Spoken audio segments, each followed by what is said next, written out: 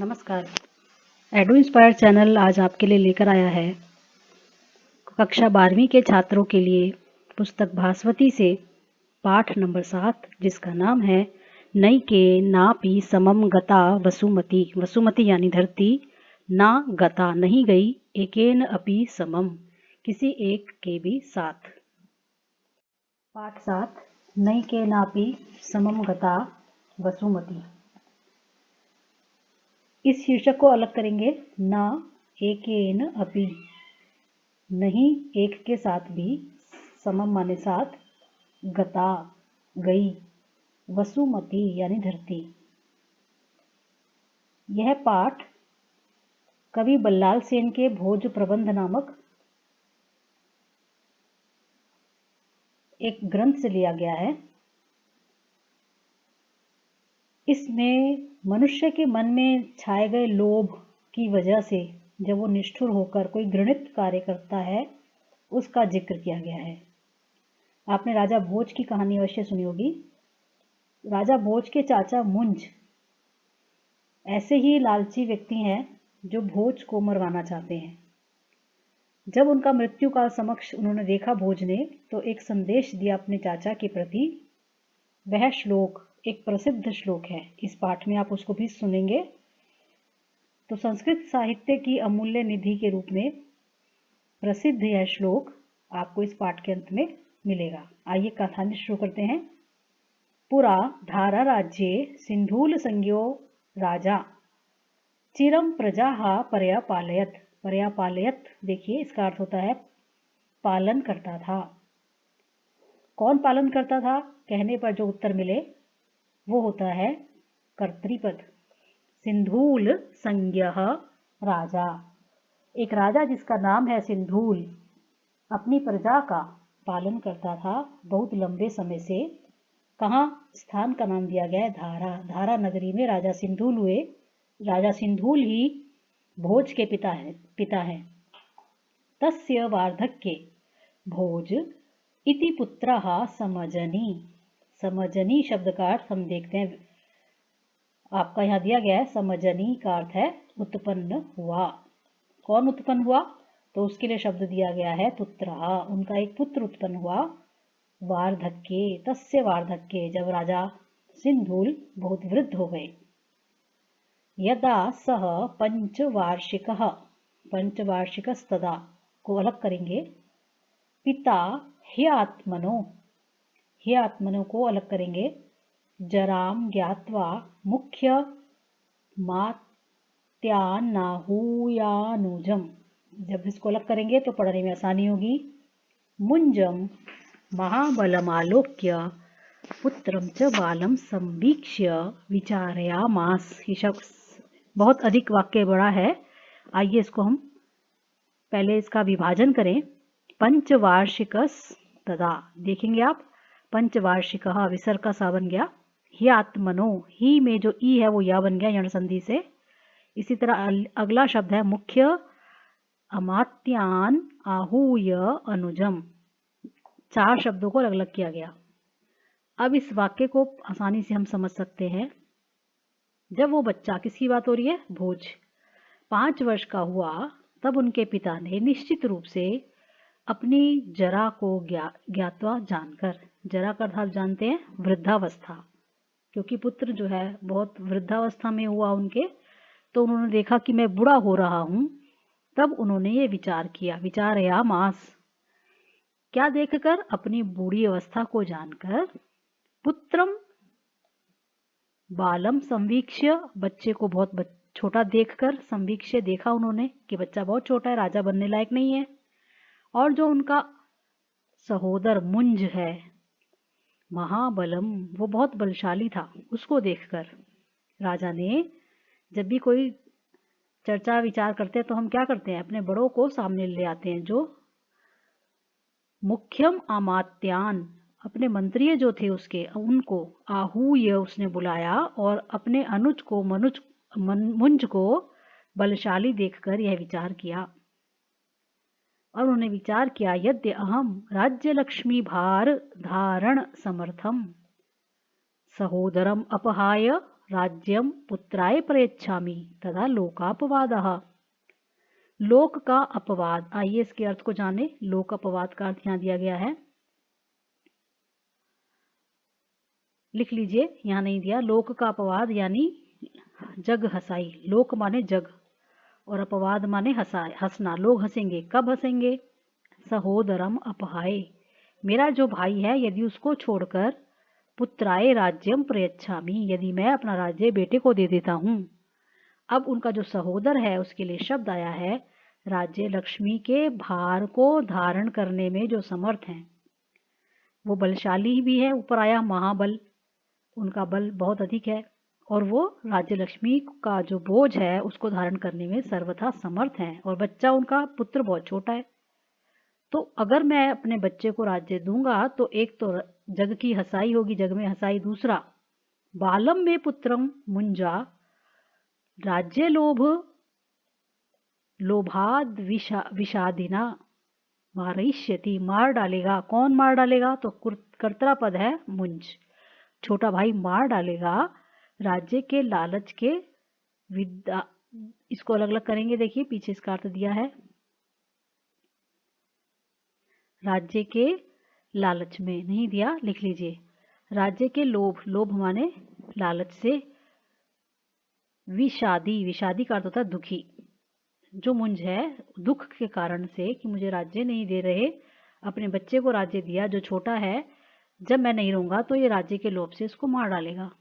तदा दत्तमपि राज्यम वृथा, वृथा शब्द का अर्थ होता है बेकार। दिया गया राज्य मेरा बेकार है, बेटे को राज्य देना बेकार है। तो ये उनको ठीक नहीं लग रहा कि छोटे बच्चे को राजा बनाना। और भी इसका नाश, इसका क्या होगा? पुत्र की जो हानि है, बच्चा जब मार दिया जाएगा मुंज के द्वारा, वंशोच्छेद, तो मेरे वंश का उच्छेद हो जाएगा, वंश की समाप्ति। इति विचार्य, ऐसा विचार कर उन्होंने एक उपाय किया। वो क्या उपाय था? राज्यम मुंजाए दत्वा तत् उत्संगे भोजम आत्मानम मुमोच। इन शब्दों के अर्थ देख लेते हैं पीछे। उत्संग का अर्थ यहाँ दिया गया है गोद में। किसकी गोद में? उन्होंने मुंज की गोद में। मुंज, मुमोच माने रख दिया, अपने बेटे भोज को उत्संग माने गोद में रख दिया, मुंज को दे दिया। और राज्य भी मुंज को दे दिया, यानी मुंज को कहा कि तुम राज्य का भार वहन करो और पुत्र जब तुम्हारा ही है ये, तो अपने बाद अपने पुत्र को राज्य का भार वहन करने देना। ततः क्रमाद राजनी दिवंगते, अब क्या हुआ? क्रम से धीरे धीरे समय अनुसार राजा सिंधुल की मृत्यु हो जाती है। दिवम माने दिव्य लोक में चले जाने पर। राज्य, सती सप्तमी का प्रयोग। संप्राप्त राज्य, राज्य प्राप्त हो गया किसको? मुंज, मुंज को। राज्य और संपत्ति भी, राज्य भी मिला और राज्य की संपत्ति भी मिली। अब उसने चालाकी की। मुख्यम आमात्यम बुद्धि सागर नामानम व्यापार मुद्रया दूरीकृत्य तत्पदे अन्यम नियोजयामास। ये क्रियापद है हमारा, नियोजयामास, और इसका अर्थ होता है नियुक्त कर दिया। किसको नियुक्त कर दिया? किसके स्थान पर नियुक्त कर दिया? ध्यान से देखते हैं इसको। मुख्य और अमात्य को अलग अलग करिए। जो मुख्य मंत्री थे उस राज्य में उनका नाम था बुद्धि सागर। बुद्धि सागर नाम के अमात्य को दूरी कृत्य, उन्हें दूर किया, उनको एक बहाने से। क्या बहाना बनाया? व्यापार मुद्रया, व्यापार मुद्रा के द्वारा कि आप व्यापार के लिए मुद्रा लीजिए और जाइए। इस तरह बहाने से उन्हें दूर करके उनके स्थान पर मुख्य अमात्य नियोजित किया किसी अन्य को। क्यों? क्योंकि जो अन्य आएगा तभी तो वो अपनी बात कर पाएंगे। अथ कदाचन सभायाम ज्योतिः शास्त्र पारंगतः कश्चन ब्राह्मणा समागम्य राजानम आह। आह शब्द का अर्थ होता है बोला। कौन बोला? बोलने वाले हैं कश्चन ब्राह्मणः, और उनका एक एडजेक्टिव है, विशेषण। शास्त्र में कौन से? ज्योति, ज्योति माने एस्ट्रोलॉजी। उस शास्त्र में वो पारंगत माने बहुत होशियार है। उन्होंने कहा आकर राजा के पास, हे देव, लोकाः माम सर्वज्ञम कथयन्ति। कहते हैं कौन? लोकाः, लोग।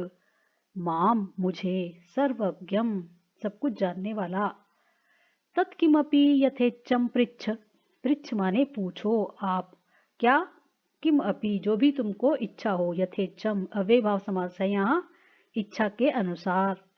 ततो मुंजः प्राह, बोले मुंज क्या, भोजस्य जन्म पत्रिकाम विदेही, ये जो विदेही है ये क्रियापद है जिसका अर्थ होता है बनाओ। उन्होंने आज्ञा दी कि एक पत्रिका बनाओ, जन्म पत्रिका। आपको पता है जन्म पत्रिका क्या होती है?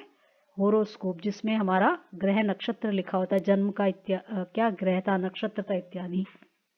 विप्रह, अभी देखिए ब्राह्मण शब्द आया था, विप्रह दूसरा शब्द दिया है उसी का समानार्थी। जन्म पत्रिकाम विधाय उक्तवान, जन्म पत्रिका का उसने निर्माण किया और बोला। जब हम जन्म पत्री किसी को दिखाते हैं तो जानना चाहते हैं हमारा भविष्य कैसा होगा, तो उसके अनुसार वो बता रहे हैं 50 पंच वर्षाणि सप्तमासत दिनत्रयम भोजराजेन भोक्तव्यः सगौड़ो दक्षिणापथः, यानी सगौड़ उत्तर भारत और दक्षिणापथ यानी दक्षिण भारत, उत्तर से लेकर दक्षिण भारत तक इनका राज्य भोक्तव्य होना चाहिए। किसका? भोज का। राजा भोज के द्वारा उत्तर और दक्षिण पर्यंत भारत राज्य भोगा जाना चाहिए। अब उन्होंने समय भी बता दिया कितने समय तक वो राजा रह सकते हैं। ध्यान से देखिए, 50 का अर्थ होता है 50 और पंच माने 5 और जोड़ दीजिए 55, 55 वर्ष।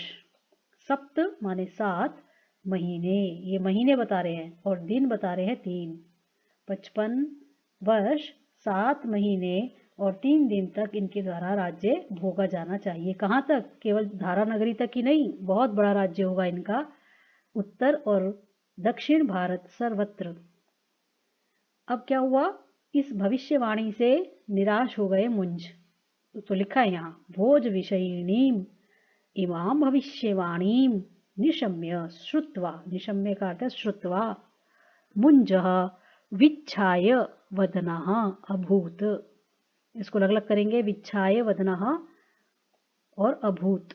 विच्छाय का अर्थ होता है लटके हुए मुख वाले। यहाँ देखिए दिया हुआ है कांतिहीन हो गया उनका मुख, उनकी जो चमक थी चेहरे पर वो चली गई, कांतिहीन मुख वाले मुंज हो गए। ततो राजा ब्राह्मणम संप्रेष्य, तब उस ब्राह्मण को संप्रेष्य भेजा उन्होंने जैसे तैसे मुंज ने। और जब रात्रि आई, निशी थे, रात्रि के समय, शयनम आसाद्य, अपनी शैया पर पहुंचकर, व्यचिंतयत उन्होंने सोचा, चिंतन किया, यदि राज्य लक्ष्मी भोज कुमारम गमिष्यति तदा अहम जीवन्नपि मृतः, ये राज्य लक्ष्मी जो मुझे मिली है अपने भाई से, अगर ये कुमार राजकुमार को मिल गई भोज को, तो मेरा जीवन भी मरण के जैसा हो जाएगा।